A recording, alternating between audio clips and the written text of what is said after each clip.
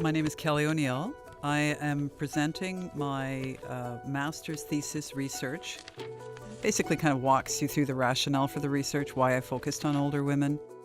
Produced a series of doodles trying to illustrate core points that emerged in the thesis research.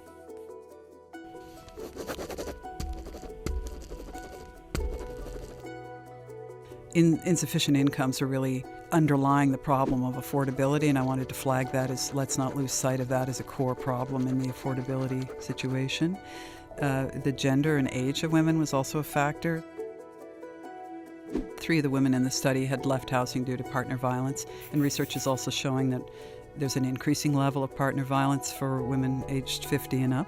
Relationships with male housing agents, so sometimes live-in supers perceived to be sexist, housing agents perceived to be racist, so really creating some discomfort for women in their homes. And loss of a male partner through death or divorce actually was influencing women's experiences of housing insecurity.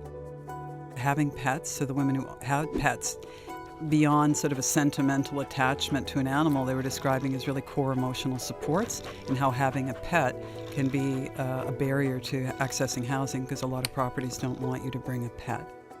And also for the women in this study who were smokers, both of cannabis and tobacco, this had been often a lifelong habit as a coping mechanism, and it was not something that was going to be easily given up. Also impacted the ability to find appropriate housing. I see opportunities for engaging older women, actually bringing older women into policy discussion, supporting meaningful engagement of older women. I heard that as a recurring theme in the study. So how do we bring them more fully into community? Women talked about, you hear about this idea of invisibility, this sense, this sort of feeling disconnected, and one woman actually said, my expiry date has come and gone, right? So that's a very felt sense of being, as we say, kicked to the curb. My final kind of takeaway from this research was, that the parting question would be, what if we started looking at older women as contributors rather than consumers of community resources?